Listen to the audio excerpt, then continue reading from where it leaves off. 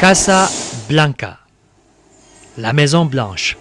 Sur ta marche vers l'espoir, Teddy Patou doit ses exploits. Je suis camerounais d'origine, je suis né à Douala en 1983, je ne cache pas de le dire. Et j'ai fait tout le parcours scolaire dans ce magnifique pays. Je suis né dans un quartier assez précaire. C'est une banlieue de la ville de Douala qui s'appelle Carrière et qui est, juste de le dire, une zone industrielle. Nous avons grandi dans un environnement assez particulier parce que dans cet environnement-là, il y avait déjà cette ambiance de pauvreté, mais aussi il y avait ce rêve pour des jeunes comme nous de pouvoir y arriver. J'ai décidé à un moment donné, surtout motivé par ma mère qui souffrait du cancer parce elle périssait à mes yeux chaque jour, et j'ai décidé de partir et partir clandestinement évidemment. Donc j'ai décidé dans ce parcours-là de pouvoir normalement atteindre l'Algérie premièrement, en passant par le Nigeria, traversant le Niger.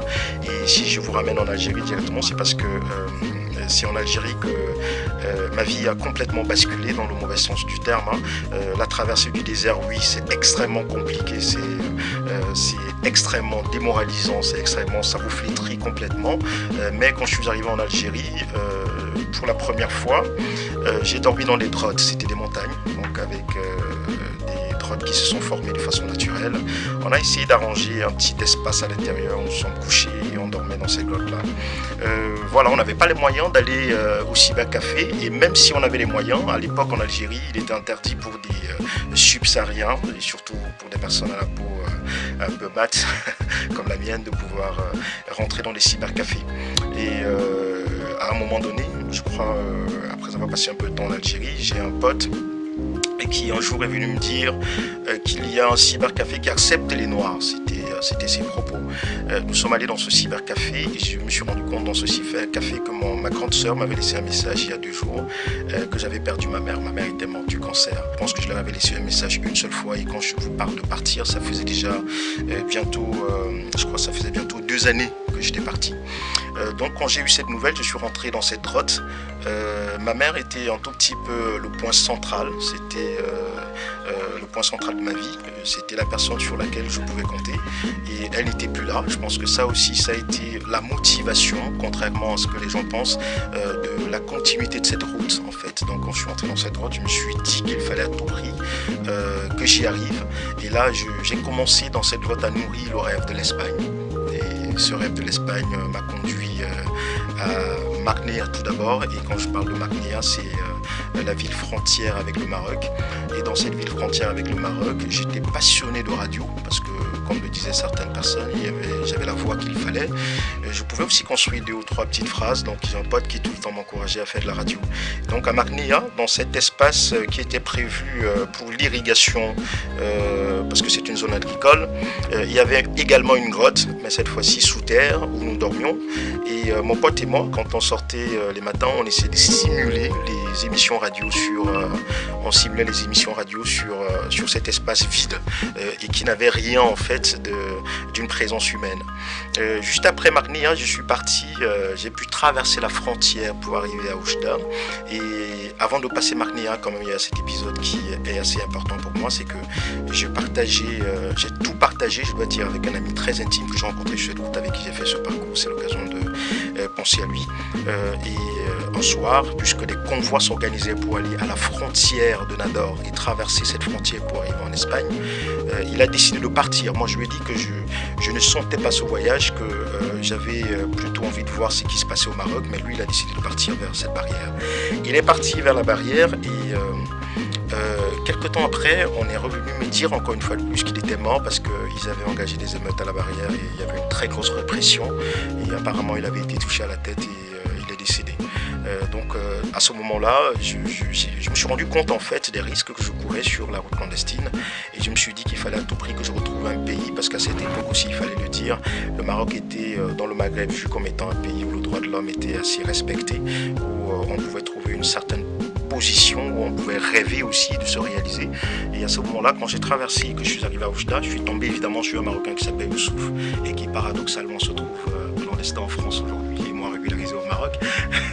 Donc quand j'ai rencontré Youssouf, il m'a proposé de venir partager sa petite chambre. Il était maçon et puis il m'a demandé de l'aider dans ses petits travaux de maçonnerie.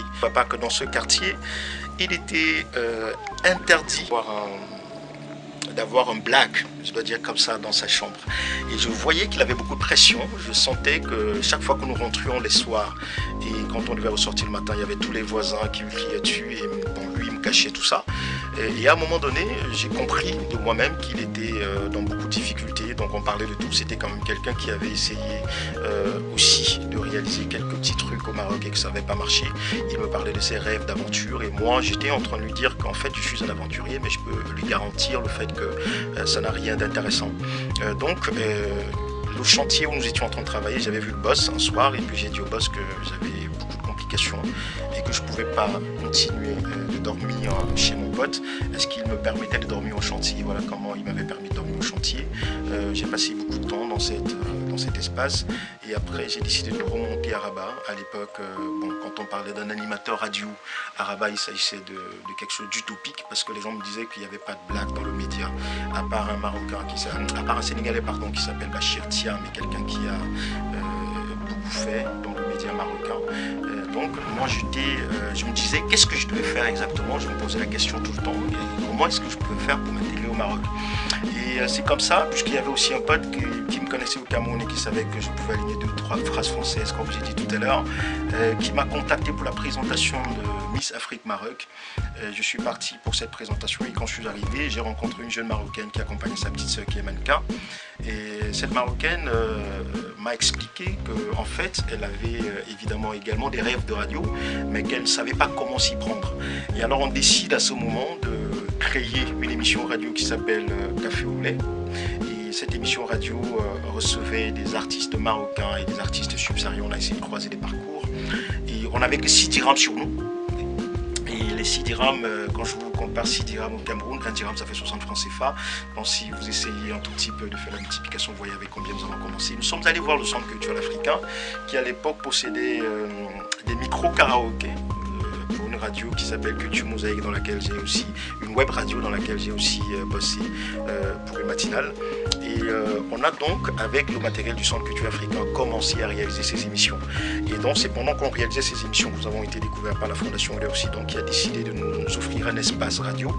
Et ils nous ont offert un espace radio. Et dans cet espace radio, nous avons décidé un jour de faire venir Wadi Dada, qui est le présentateur vedette du journal télévisé de 2M. Sur l'émission, il avait écrit un livre, un magnifique livre qui s'appelle Imaginez si c'était vrai. Et on devait parler de ce livre-là. Et une fois qu'on a fini de parler de ce livre, il a compris. Bon, il s'est dit qu'on avait les capacités à être à 2M. Et voilà comment il nous a proposé à Madame Fatia Laouni, qui est la rédactrice en chef de la radio. Et quand je suis arrivé rencontrer Madame Fatia Laouni pour la première fois, ça a d'abord été une rencontre entre mère et fils sans toutefois se connaître, parce que je me rappelle que le premier jour, ça a tout de suite été des conseils. Ayant mon histoire, elle avait directement commencé à me conseiller, surtout dans le procédé professionnel. Et voilà comment, quelques jours après, elle m'a demandé de commencer à faire des brèves. J'ai passé un moment de stage. Et après le moment de stage, officiellement, avec les dirigeants de 2M, j'ai été consacré journaliste, en fait. Casablanca, en toi se trouve la lumière de ce Camerounais de 35 ans, originaire de Banganté, région de l'Ouest. En toi, Casa, Teddy Patou, doit son existence. Tu l'entends, c'est sûr, tu le sens assurément. Si tu l'imagines, c'est faux. Plus besoin de fétiche ni de vaudou. Teddy Patou, l'immigré clandestin, le sans-papier d'hier, a réussi là où beaucoup ont échoué, même si sa modestie submerge l'Atlantique qui berce les côtes de Casa. Il a cru à ce qui lui était dit, il a reconnu l'humanisme des Marocains, pourtant au loin vu comme l'incarnation du racisme. Homme de douleur, habitué de souffrance, c'est une nouvelle famille qui l'enfante et le couvre de chaleur. Samir, c'est mon mentor. Samir, c'est celui qui était censé me former parce que je ne suis pas de formation journaliste. J'ai été formé ici par lui et en quelques mois, on n'a pas que développé des rapports professionnels, nous avons aussi développé des rapports, bon, ça a été des rapports très amicaux. Et aujourd'hui, c'est des rapports, moi je le dis encore une fois de plus, de père en fils, parce qu'au-delà de la profession, on prend de nos nouvelles, on essaie de se rencontrer, on essaie de discuter ensemble. Et on va quand même jusqu'au niveau de nos familles pour se donner des nouvelles. Donc voilà le rapport qui me lie à Samir. Et Samir, c'est une figure de proue du journalisme marocain. Et je sais pas, je crois qu'il a un peu du mal à parler de lui. C'est quelqu'un qui a créé 2 radios assez connues au Maroc. C'est d'ailleurs les 2 radios phares. Les radios font partie des radios phares au Maroc. Donc Samir, c'est quelqu'un, je ne rêvais pas de le rencontrer. Donc quand il a été devant moi, il peut le décrire. Moi, j'ai tout de suite été tétanisé parce que je me retrouvais en face d'un monsieur qui avait quand même une carrière de 40 années et surtout un aura au Maroc, un aura démesuré au Maroc, on va le dire. C'est tout le monde qui l'apprécie, c'est tout le monde qui l'aime. Donc ça a été pour moi une chance d'être de son idole. Et aujourd'hui, est-ce qu'il est fier de moi ou pas? C'est à lui de voir en fait. Quand je suis arrivé, j'avais pas où dormir à Rabat également. Quand je suis arrivé à Rabat, j'avais pas où dormir. Donc j'ai dormi dans les escaliers d'un monsieur. C'est pour vous dire la générosité marocaine, même si parfois vous entendez d'autres choses dans les médias. Mais nous autres qui sommes sur le terrain, on peut vous témoigner quand même que sur le territoire marocain, il y a beaucoup de personnes, il y a des âmes humaines. Mais alors là, au-delà de la normale d'ailleurs, j'ai dormi dans les escaliers d'un monsieur. Et dans ces escaliers-là, le monsieur, quand il est sorti dans la nuit, il m'a regardé et il est allé chercher une couette. Avec sa peur, mais il a jeté la couette sur moi parce que c'était en plein hiver. Et après ça, quand je suis revenu le lendemain pour dormir au même endroit, je me suis rendu compte que la petite cage d'escalier qu'il avait, il avait aménagée, il avait essayé de mettre des fruits, de l'eau et autres parce qu'il savait que j'en avais besoin. Et l'intégration donc au Maroc a été sérieusement au niveau gouvernemental quelque chose de facile parce que on bénéficie d'une régularisation exceptionnelle en 2014. Sérieusement, ça a été comme la plus grande nouvelle de notre vie puisque nous étions dans un pays, nous étions sans papier, quel que soit ce qu'on faisait, on n'avait pas une sorte de, on ne pouvait pas espérer beaucoup de choses de ce qu'on faisait sur le territoire marocain. Quand j'étais dans l'irrégularité, ça a été très compliqué ma vie. Pourquoi? Parce que déjà je ne pouvais pas avoir un contrat de bail. Premièrement, je ne pouvais pas être embauché non plus parce que pour être embauché au Maroc, il nous fallait une carte de séjour et de 2, je ne pouvais même pas envisager une carrière professionnelle réussie au Maroc à ce moment-là. C'est vrai qu'à cette époque-là au Maroc, on nous permettait d'accéder aux soins, même si on n'avait pas de carte de séjour parce que c'était quand même basique. On nous permettait aussi quand même quelque chose, mais en réalité c'était beaucoup plus dur au niveau professionnel en fait. Mes rapports avec mes collègues, surtout à 2M, je dois dire que je crois que ces collègues ont participé à 50 à 60% à cette intégration réussie parce que j'ai des retours, donc je suppose que c'est réussi déjà. Et ces collègues qui m'ont souri dès que je suis arrivé, ces collègues qui ont vu au-delà du garçon que j'étais, peut-être l'infime passion de la radio qui est en moi et qui ont tout de suite accepté. Donc voilà pourquoi je suis d'ailleurs très heureux de parler. Donc vous avez vu tout à l'heure, j'étais en duo avec Tissam, mais d'habitude je suis en duo également avec Malak. Il y a Nisrine à côté, il y a Samira Chitouani, il y a Jamal Belhassen qui est l'un des amis les plus privilégiés du Maroc, je dois dire. Et puis il y a comme ça tous les collègues autour. Parfois on me disait que j'avais des rêves limités parce que je rêvais de 2M. J'y suis actuellement. Maintenant, les perspectives à venir, c'est vraiment de donner à cette boîte ce qu'elle attend de moi parce que au bout, ça a été une confiance quand même assez incroyable. Me dire, écoute, Teddy Patron dans le Journal de l'Afrique, tu deviens journaliste sur Radio 2M, parce qu'au-delà du Journal de l'Afrique aussi, Madame Fatia Laouni m'a fait confiance dans le 12h30 minutes du vendredi. On venait de m'annoncer que bientôt je vais commencer avec des matinales, donc journaliste à temps plein dans une boîte comme celle-ci, qui est quand même l'une des boîtes internationalement reconnues. Je crois que c'est un privilège qu'on me donne. Aujourd'hui, tout mon objectif, c'est d'abord de conserver, ou alors c'est d'abord de rassurer ma hiérarchie qui n'ont pas eu tort d'avoir confiance en moi. Après, d'autres perspectives, en fait, c'est surtout de faire un retour en grande pompe dans mon pays natal, de rencontrer les miens, de rencontrer des personnes qui m'ont manqué pendant toutes ces années, de pouvoir rentrer dans mon village aussi, retirer mes chaussures et toucher la terre de mon village avec la plante de mes pieds. Et autre chose aussi, c'est que je suis communicateur événementiel sur le territoire marocain, donc je voudrais continuer dans ce sens-là. J'ai présenté beaucoup d'événements, d'ailleurs internationalement reconnus au Maroc comme Visa for Music, comme aussi la conférence Tchefa et autres. Et j'espère vraiment que très bientôt, je pourrai retrouver la terre de mes ancêtres. Et puis voilà. Je suis heureux qu'il m'ait donné l'occasion d'avoir le sentiment que j'avais été utile. Et c'est ça, la véritable gratification, parce que moi je suis coach et consultant, mais la véritable gratification, c'est pas le chiffre qu'il y a sur le chèque qu'on va me donner à la fin. Elle n'est pas là. Elle était dans Teddy, qui fait un bon journal, qui croit en lui.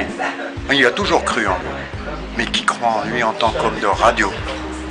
Ça, c'est la vraie gratification. Moi, j'ai été appelé comme coach par 2M, d'abord pour des JRI, des jeunes collègues africains, parce que 2M, la télé, a un projet très ambitieux qui est en route pour un magazine continental, et elle veut que l'Afrique soit racontée par les Africains. Que ce soit un Camerounais qui nous raconte le Cameroun. L'Afrique aux Africains, mais l'Afrique racontée par les Africains. Ça, c'est la nouvelle ambition de 2M, et là, j'y adhère totalement. Et dans la foulée, on m'a dit, bon ben écoute, maintenant tu vas coacher les jeunes journalistes que nous avons, marocains, nous avons aussi un Camerounais, mais qui est toujours en stage, on hésite encore, on ne sait pas, est-ce qu'on le recrute définitivement ou pas, etc. Donc j'ai commencé à travailler avec Teddy. On a travaillé ensemble pendant 2 mois et demi. Au début, j'avoue que j'étais sceptique. J'étais un peu sceptique au début. Je me suis dit, oulala, il y a beaucoup de boulot. Il ne m'a pas raconté son histoire, parce que n'importe comment, je ne l'aurais pas prise en compte. J'aurais pris en compte sur le plan humain, mais pas dans mon équation professionnelle, bien sûr. Je me suis dit, tiens, bon, je vais voir pendant une semaine. J'ai senti que Teddy, on avait eu de la chance de rencontrer. Ça demanderait un petit peu de temps, mais beaucoup moins de temps qu'avec d'autres. Parce qu'il avait une telle volonté, il y croyait tellement, il avait une telle passion, il s'accrochait tellement à son rêve que l'essentiel était là. Et que tout le reste, c'est-à-dire mon rôle de coach, et tout, etc., devenait quelque part secondaire. Et c'est ce qui s'est produit, et surtout, il y a une complicité entre nous incroyable qui s'est installée, parce que je crois, même si on n'a pas la même couleur, lui et moi, qu'on a été fabriqués à partir de la même pâte. On ne l'a pas recruté de par son parcours en particulier, mais parce qu'il a vraiment une capacité à devenir journaliste au sein de... Parce qu'il a été en stage, hein, comme tout le monde, quand on arrive à 2M, un stage de 3 mois, qui a été renouvelé encore 3 mois, sur lequel on l'a fait travailler, sur l'écriture, sur le travail de la voix. Mais Teddy avait déjà quelques bases, au départ, avec la radio. Donc on l'a formé, et puis on s'est rendu compte qu'il évoluait très très vite, qu'il apprenait très très vite, qu'il avait fait d'énormes progrès, jusqu'au jour où on a commencé à le lancer un petit peu sur l'antenne, et voyant que voilà, qu'il était capable de présenter une édition entière, on a suivi le processus habituel en réalité. On n'a pas fait une exception pour Teddy, du tout. Oui, tout à fait, on a fait de très bons choix. C'est quelqu'un qui s'investit beaucoup, qui a encore envie d'apprendre, qui a envie d'évoluer davantage, parce qu'il n'a pas encore fait, par exemple, de terrain. À partir de cette semaine, on va débuter des matinales. Oui, on a fait le bon choix. À partir du moment où vous avez quelqu'un en face de vous qui vous dit « Moi, ce que je veux, c'est apprendre davantage et davantage et davantage. » Je pense qu'il aura une très belle carrière. J'ai changé ma façon de voir les dirigeants de ma boîte. Ce n'est plus devenu ma hiérarchie, mais c'est devenu ma famille. Parce que bon, je sais qu'ils n'ont pas mesuré la hauteur de leur geste. Me remettre un tableau où tout le monde a inscrit des messages assez forts là-dessus, me souhaitant la bienvenue dans une boîte. Et je vois ma boss quand même, qui est l'une des femmes les plus connues sur le territoire marocain, avec son directeur général, qui est aussi quelqu'un de très respecté au Maroc, assis en train de me regarder parler.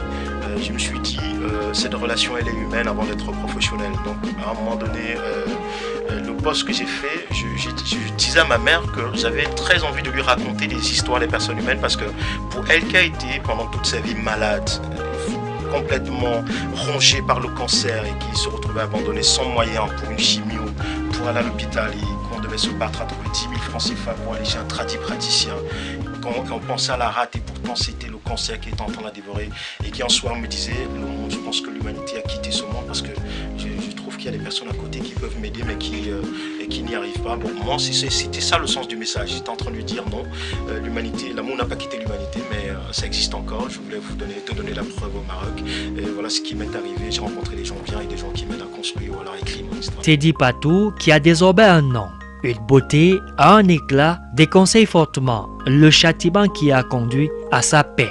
Que mon histoire ne soit pas vue comme étant une success story qui a réussi et dont le chemin de l'exil il est beau, il est bon parce que quand on y va on réussit. Je ne peux pas vous citer l'émotion qui vous couvre quand vous voyez 137 corps de vos frères repêchés en mer et couchés devant vous. Peut-être que construire le discours de dissuasion pour moi est assez compliqué parce que on dira que je suis journaliste sur 2M, pourtant j'ai été clandestin hier.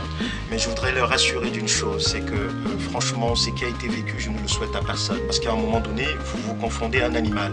Je ne sais pas si dans votre tête vous avez déjà imaginez déjà vivre dans un endroit où vous avez des poux qui vous habitent au niveau de votre ceinture. Je crois que vous ne l'imaginez pas. Je ne sais pas si vous avez imaginé vivre dans un endroit où pendant près de 2 semaines vous ne trouvez pas d'eau pour vous doucher et que vous êtes obligé de partager une petite bouteille d'eau d'1,5 litre pour 2 personnes avec lesquelles vous allez vous essuyer. Je ne sais pas si vous avez déjà vécu dans un endroit ou alors dans une cave d'irrigation où vous dormez 40-45 personnes en même temps. La route clandestine, elle est dangereuse, la route clandestine, elle est mauvaise. La route clandestine a tellement de choses qui vous animalisent, qui vous transforment complètement. Il vous arrive aussi de vous retrouver dans un endroit assez seul, de penser à votre pays, de penser aux gens qui vous entourent, de penser à votre mère, à votre famille et de vous dire est-ce que ça valait la peine que je parte. Donc je vous dis encore dans cette vidéo et surtout pour ces médias que je suis mal placé puisque je suis parti clandestinement et je suis devenu journaliste, mais mes frères qui sont en train de m'écouter peuvent me croire, il est hyper compliqué d'y arriver. Peut-être un réussit mais 1000 autres échouent dans l'eau. Même les oiseaux du ciel ont un ange qui veille sur eux. C'est désormais la citation fétiche de ce Camerounais qui a réussi l'équation d'intégration. Marquer mon histoire dans ce look, peut-être non, mais en partant du Cameroun, déjà je peux vous rassurer, je n'avais pas ce look-là et je pense qu'il y avait personne ne pouvait m'accorder d'avoir ce look au Cameroun, donc c'était impossible. Je vous disais tout à l'heure que parfois vous prenez des décisions qui ne sont pas forcément influencées par vos convictions personnelles. C'est l'environnement qui vous oblige parfois à prendre des décisions. Convictions religieuses, moi non.